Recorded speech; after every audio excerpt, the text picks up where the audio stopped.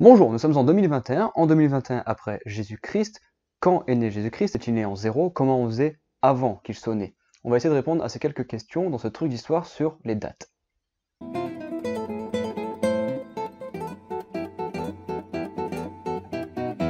Alors, pour commencer, on va définir ce que c'est une année. Une année, c'est lorsque la Terre ou une planète fait un tour complet autour du Soleil. Parce que oui, c'est bien le Soleil qui est au centre du système solaire, ce n'est pas la Terre. Lorsqu'une planète fait un tour complet autour du Soleil, c'est donc une année pour elle, c'est ce qu'on appelle une révolution. Ça veut dire également que les planètes ont une année différente. En effet, Mercure tourne autour du Soleil en 88 jours, Mars en 687 jours, et la Terre donc en 365,25 jours à peu près. Et là, quand on parle de 687 jours, c'est des jours terrestres, c'est-à-dire que c'est des jours composés de 24 heures. Par exemple, la rotation de Mercure, donc la rotation sur elle-même, dure 59 jours. Ça veut dire qu'une année composée de 88 jours terrestres dure en fait un jour et demi sur Mercure. J'ai perdu personne? Bon, vous savez, une année se compose de 12 mois. Déjà, première question, pourquoi 12? C'est vrai, on a 12 mois, 4 saisons, on aurait pu faire par exemple un mois par saison, donc 91 jours à peu près par saison. Et bien tout simplement parce que la première division du calendrier a été faite par rapport au cycle lunaire, d'une durée de 29,5 jours. Quand on compte le nombre de cycles lunaires dans une année, il y en a à peu près 12, donc on divise un mois par cycle lunaire, tout simplement. Ok, super simple du coup, on fait 12 mois, 6 mois à 30 jours et 6 mois à 29 jours, comme ça on a la moyenne de 29,5, et le problème est réglé. Salut tout le monde! Ok, janvier 31 jours, février 28 jours.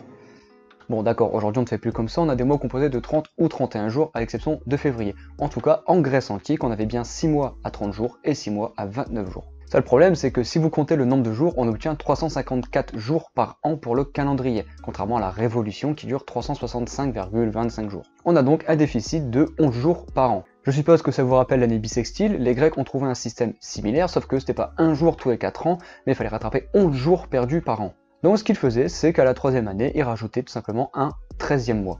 Sauf que le retard accumulé sur 3 ans est de 33 jours, le 13e mois est seulement composé de 30 jours. Il y a toujours un déficit de 3 jours. À la troisième année, on a un 13e mois de 30 jours, et à la cinquième et à la huitième, un 13e mois de 29 jours.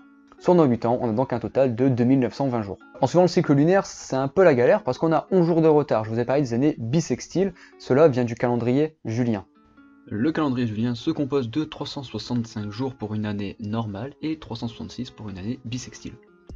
Puisque la révolution de la Terre est d'environ 365,25 jours, tous les 4 ans on perd un jour. Donc tous les 4 ans on rajoute un jour au calendrier. Sauf qu'en réalité c'est un peu plus compliqué que ça parce que la révolution de la Terre c'est 365,249 et quelques jours, ce n'est pas 25 jours précis. Donc le calendrier julien qui consiste à rajouter un jour tous les 4 ans ne fonctionne pas vraiment et au bout de 10 000 ans, on a un retard de 3 jours. Ce calendrier, on va en dire un petit mot, il est inventé par Jules César, en tout cas par les mathématiciens qui entourent Jules César, et il est adopté en -47. Il faut donc modifier le calendrier julien pour corriger cette petite erreur de 3 jours tous les 10 000 ans. Des mathématiciens vont s'atteler à corriger cette petite erreur et vont définir une règle. Pour qu'une année soit bissextile, elle doit être divisible par 4, sauf pour les années séculaires, où on a une centaine ronde, 1600, 1700, 2000, 2100, 2200. Une année séculaire doit être divisible, elle, par 400. C'est ce qu'on appelle le calendrier grégorien, car mis en place par le pape Grégoire XIII. Ce calendrier sera adopté en 1582 et corrige cette petite erreur de 3 jours tous les 10 000 ans. Quand le calendrier grégorien a été mis en place, entre -47 et 1582, les mathématiciens ont calculé qu'il manquait 10 jours. Donc le lendemain du 4 octobre 1582 était le 15 octobre 1582. Les fidèles n'ont pas manqué de critiquer le pape, considérant qu'il avait fait sauter 10 jours de leur vie. Reste quand même une question, pourquoi 31, 30 et 28 jours par mois? On aurait pu faire plus simple, 7 mois de 30 jours, 5 de 31 et une année bissextile, 6 de 31 et 6 de 30. En réalité, c'est bien plus compliqué, ça pourrait venir des Romains, mais on n'a aucune certitude. Déjà, les Romains avaient des mois un petit peu compliqués. 4 mois de 31 jours, 7 mois de 29 jours et 1 mois de 28 jours qui est donc février. Cela donnait un total de 355 jours, comme pour les Grecs c'est raté. Et comme pour les Grecs, tous les 3 ans on va rajouter un 13e mois de 30 jours qui va donc compléter les 30 jours manquants. Ce calendrier-là, un peu compliqué, 4 mois de 31 jours, 7 mois de 29 et 1 de 28, c'est avant le calendrier julien, c'est pendant la République romaine. Tous les 3 ans, la République romaine a un retard de 30 jours, donc on ajoute un 13e mois comme chez les Grecs. Bon, du coup on est toujours faux, puisque c'est 365,25 jours. Alors pourquoi février, februarius en latin, est un mois plus court? Ça pourrait avoir une explication religieuse, en termes de purification des dieux, etc. Donc on faisait un mois court, peut-être pour éviter les mauvaises actions des dieux par exemple. Sinon, il y a une autre légende. À la mort de Jules César, on va donner son nom à un mois de l'année. Le mois c'était Quintilius, on va le nommer Iulius, qui donne aujourd'hui juillet. Ce mois était composé de 31 jours, donc mois long, mois entre guillemets puissant. Son successeur, Auguste, va également donner son nom à un mois. Sextilis devient Augustus, août. Seul problème, c'est que Sextilis était composé de 29 jours, ce qui n'est pas possible puisque c'est censé être un mois puissant, rendant hommage à un empereur. On va donc chercher les 2 jours manquants chez Februarius, composé de 30 jours, on lui enlève 2 jours qu'on donne à août, passant août à 31 jours et février à 28. Ça pourrait être une explication de pourquoi février a que 28 jours.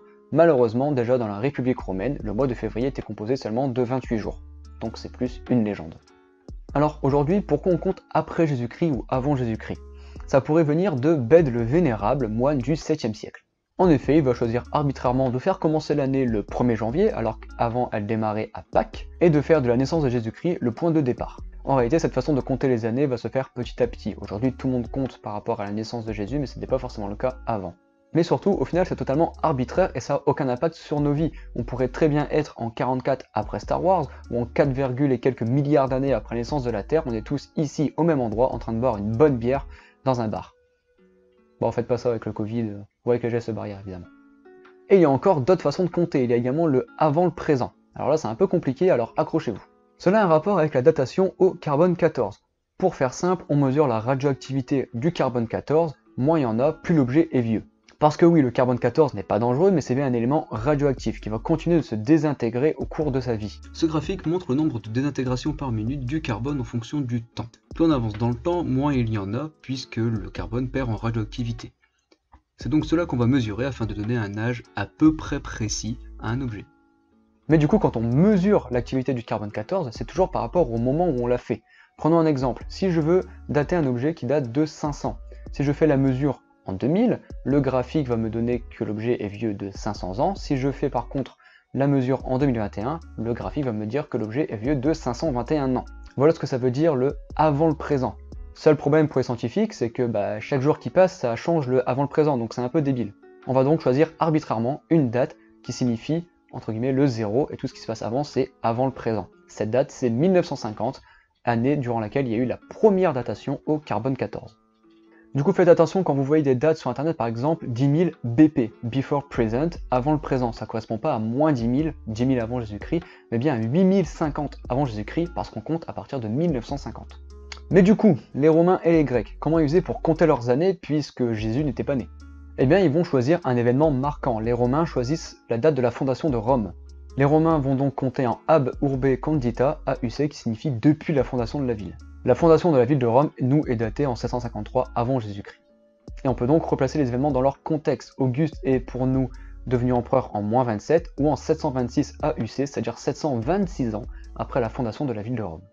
Les Grecs, eux, vont compter en Olympiade par rapport aux Jeux Olympiques. Hippias d'Élise va dire que les premiers JO ont eu lieu en 776 avant Jésus-Christ. Les Grecs vont compter comme ceci. Première année, première Olympiade, c'est les Jeux Olympiques. La deuxième année, la première année de la première Olympiade.